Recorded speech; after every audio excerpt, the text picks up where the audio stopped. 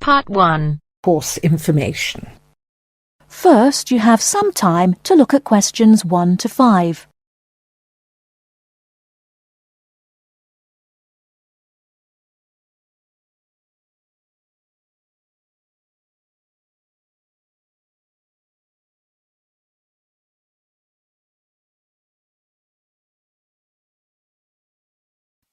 Hello, I wonder if you could help me. I'm interested in enrolling in your MBA programme. Could you give me some information, please? Yes, of course. I'll take a few details first of all, and I'll give you a copy of our prospectus. Oh, that's okay. I already have one here. I've been researching the MBA courses in the local area, so I already have lots of course information. That's great. OK, so first of all, can you tell me your name, please? Yes, of course. It's Anne Horbury. Horbury, is that Hawberry? Yes, that's right. OK, and what's your date of birth, Ms. Horbury? The 22nd of May, 1981. That's great. And you were born in the UK? Yes, I was. All right, can you give me some contact details, please? Sure. My address is 26 Simon Place in Brighton, and my telephone number is 01903 714 721. Sorry, can you tell me your contact number once again? Yes, it's 01903 714 721. OK, great. And do you have a mobile phone number? No, I don't. Is it important? No, that's OK. I'll just write it on your form, no mobile phone. Now, just a few additional questions. Before you hear the rest of the conversation, you have some time to look at questions 6 to 10.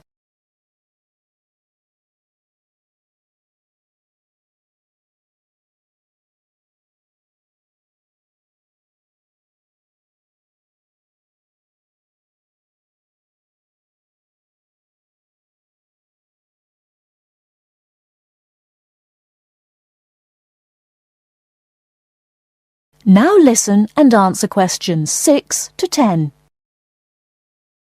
Are you working or studying anywhere else at the moment? Yes, I'm working for Lloyd Enterprise in the city as a secretary, and I'm also attending a computer course part-time in the evenings. Great. So can you give me some details about your educational background? We need to make sure that your qualifications match the entry requirements. Yes. I completed a business degree a year ago. I've been working since my graduation, but the job market is very competitive these days, so I'd like to do some postgraduate study now. OK, that sounds fine.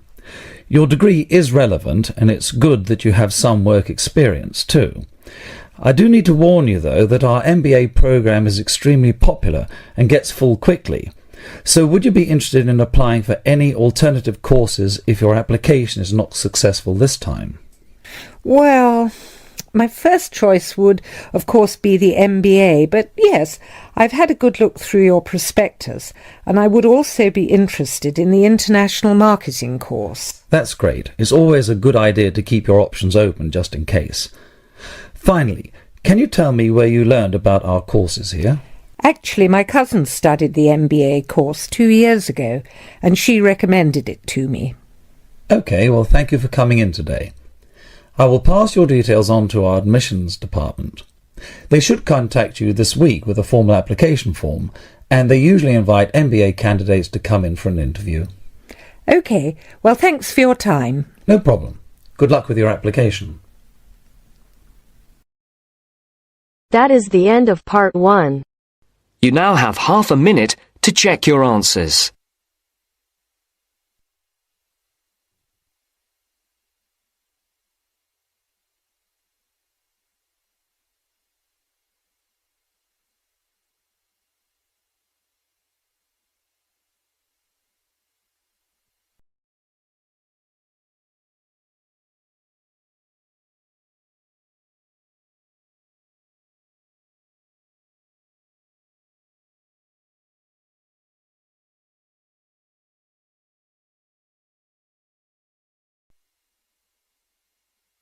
Now turns to part 2.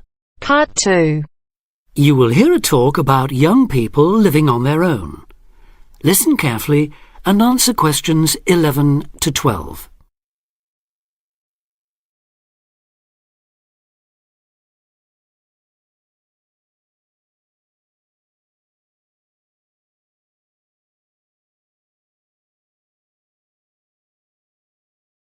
Listen carefully and answer questions 11 to 12. Loneliness is something we all suffer from in varying degrees, but young people living on their own can be particularly vulnerable. Many who leave the family home find they are less confident and have more difficulty in finding their feet than they expected. Often, going to work or study in another town or city will be the first time they have lived away from home. Although this may sound like an adventure for those dying to get away from the glare of the parental eye, for others it is a daunting prospect which generates apprehension, uncertainty and even fear. In fact, in a recent survey of over 1,600 people who had recently left home, 32% said that understanding and coping with loneliness was a crucial issue for them and made them feel highly stressed and distracted. An annual report by researchers last year recorded a noticeable increase in the number of individuals with homesickness, transition and isolation issues. Acknowledging that feelings of loneliness and isolation could impede progress at work or study, they examined the number of people using the welfare and health services. They found that young people in particular were prone to difficulties. Last year, 61% of all people using counselling services were aged under 30, and of this group, 57% were men.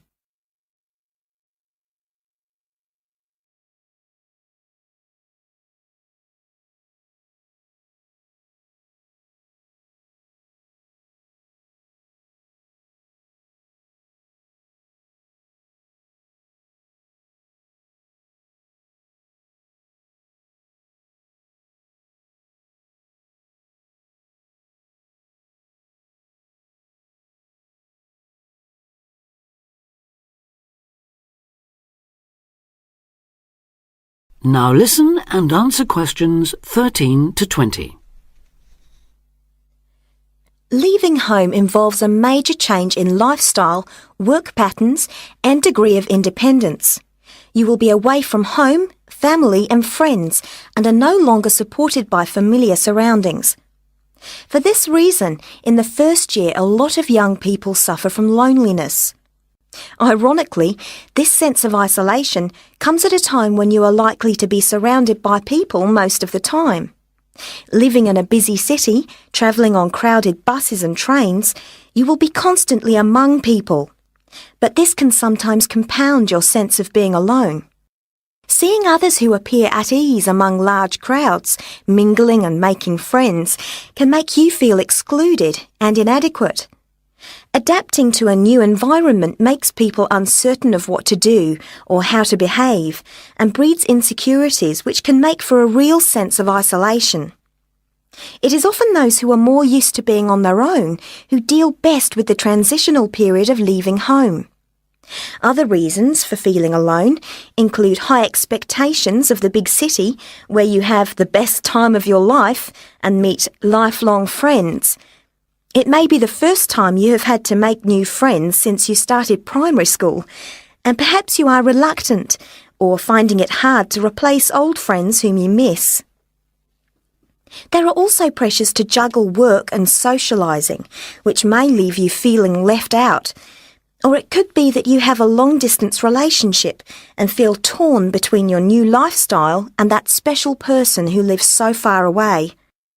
Because loneliness can leave you with a sense of low self-esteem, where you become self-conscious and feel you have been rejected, it is very difficult to overcome.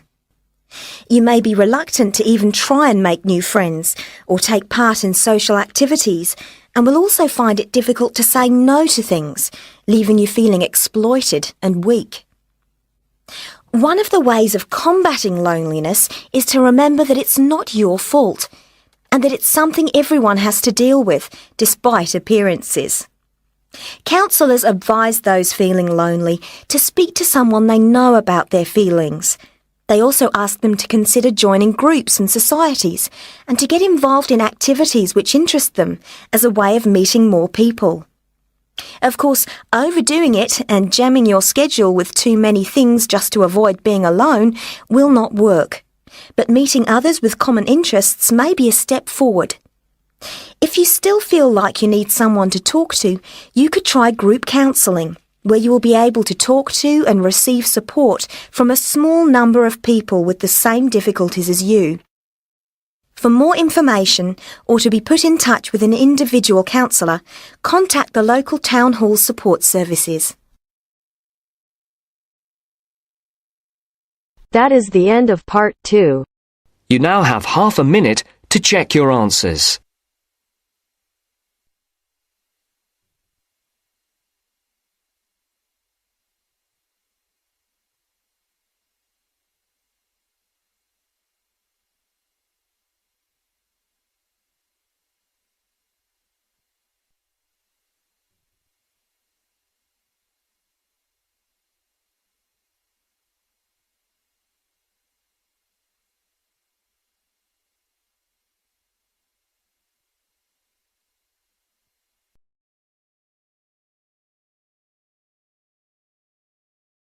You will hear a conversation between two students working on a presentation.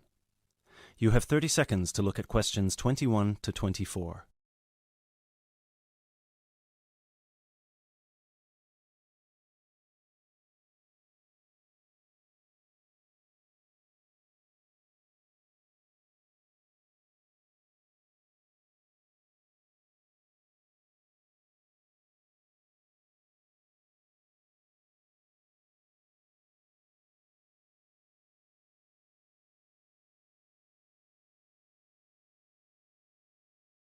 Hey Chris, thanks for coming. Are you ready to practice our presentation for tomorrow? Yeah, just give me a moment to switch on my laptop. There we go.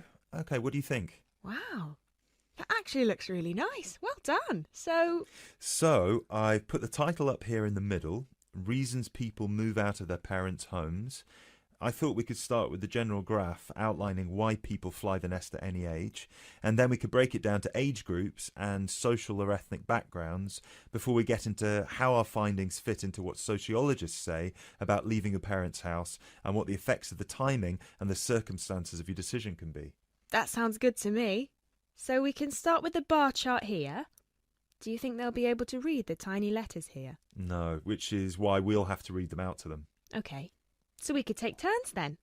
I'd start with bar A, which says that the number one reason that young people leave home is to go to college or university. Exactly. And then I'd go on to the second bar, which gives the number of people who said they felt smothered by their parents' control over their lives and decided to get their own house to avoid that. Right. Then in bar C, we've got people who found a job and decided that it was a good opportunity to move away because of their new income. Yep, and then those who didn't feel exactly smothered by their parents per se, but more so because of the lack of room in their parents' house and the fact that their parents were around pretty much 90% of the time. Maybe we should move this bar so that it can be next to bar B, since they seem to be quite similar to each other. Well, actually, that's why I kept them separate. But maybe you're right. They would lead smoothly into one another. So that means that jobs will now be bar D and bar E... Bar E is about those who moved because of their partner or spouse. Right. And then at the end, we've got those who are pushed to leave by their parents and those who left because of a conflict at home. I guess at this point we should mention that, as expected, we had almost 0 people reply that they left home because of emancipation or abuse, despite the fact that our study was conducted anonymously. Probably because the participants didn't feel confident enough to share such private details with us. Or maybe just because there was no one in our pool of participants with such experiences. Yeah.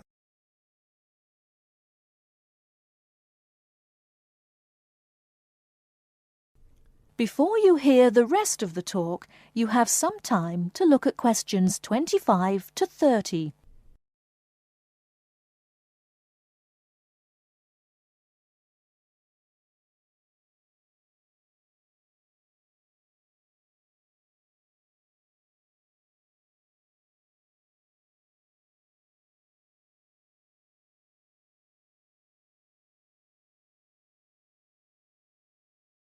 Now listen and answer questions 25 to 30.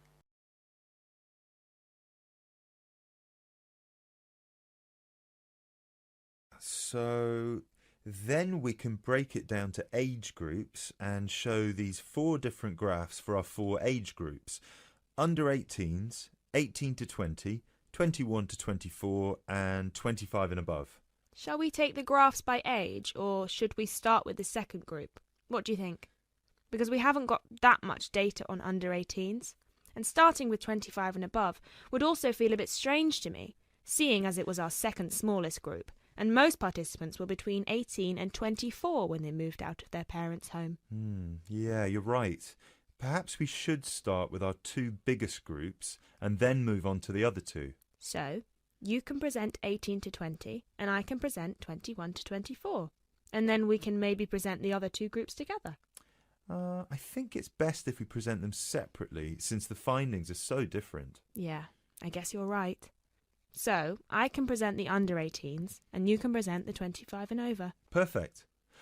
Or, wait, should we do it the other way round, so it flows more naturally? Yeah, sure. And then we can include a brief note at the end for those who haven't moved out yet. Yeah, great.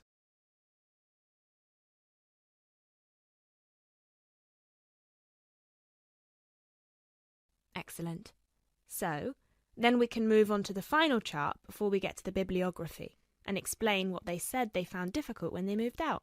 Yeah, so we can say the biggest issue for everyone was finding a place to live, especially for those who didn't have a guarantor or didn't live in a student hall of residence. Yes, and that 30% of the participants also experienced some financial problems in the beginning, with bills and rent and food and everything. Right.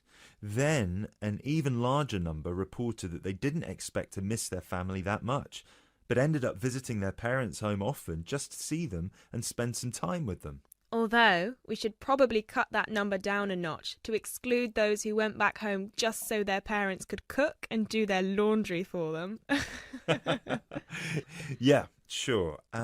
Anyway, then we should finish off with the final issue, which was flatmates. Oh yeah, so we should say that a whopping 67% complained about the people they had to live with, and that they were often dirty and inconsiderate.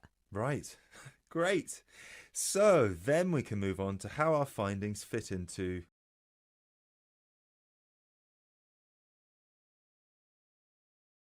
That is the end of part 3. You now have half a minute to check your answers.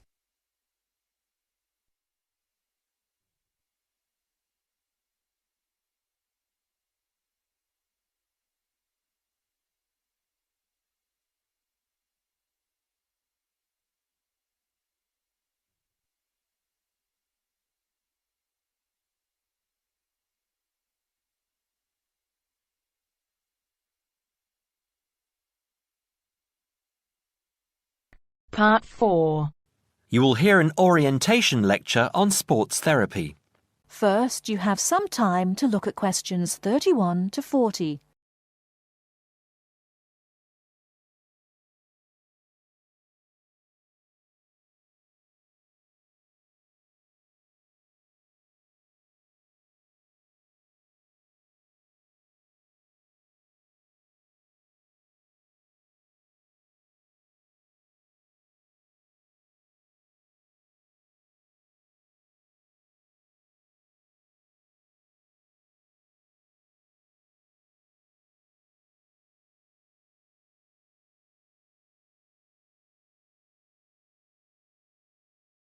Now, listen carefully and answer questions 31 to 40. Good morning and welcome to the University's Open Day and to our lecture on sports therapy. There are 2 good reasons to be here. Firstly, you will experience what a university lecture is like, so take out your notebook and pen.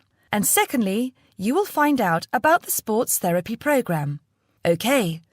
So what does a sports therapy programme involve? Everybody in today's society knows the impact sport, health and fitness makes on the population's physical and mental health. Studying at Kent, will develop your understanding of the ideas and issues within the sports therapy, health and fitness industries. Sports therapy is one of the fastest growing careers within the sports sector. The program teaches you all the specialist knowledge you need in order to work within these industries. This includes scientific aspects such as anatomy and physiology and sports psychology. You learn how to design training programs and lifestyle profiles for a range of clients and to understand the role of sports promotion and event management. The degree also covers the treatment and prevention of sporting injuries and the importance of referral programs. There will be a full description of these subjects for you available at the door when you leave this lecture. Now, just to talk a little about teaching and assessment. The program involves taking part in and designing practical sports sessions, lectures, small group seminars and private study. On average, you have 6 lectures, 3 practical sessions and a 1-hour-long seminar per week. And you also spend additional time developing your coaching and theoretical knowledge in real-life situations. At Stage 1, the first half of the year is assessed by 100% coursework and observed assessments. A majority of the modules also have written exams within the final half of the year, with the rest practically assessed.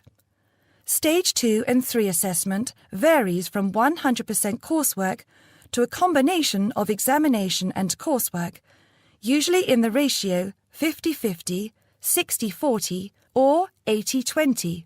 You're probably wondering what career paths you can take once you've completed this degree. Well, careers can vary from employment in health and fitness clubs, sports injury clinics, sports development within local authorities, or with national governing bodies of sport, working in community leisure or sports attractions, self-employed personal trainer or sports therapist. There are some requirements you need to fulfill to enter this course.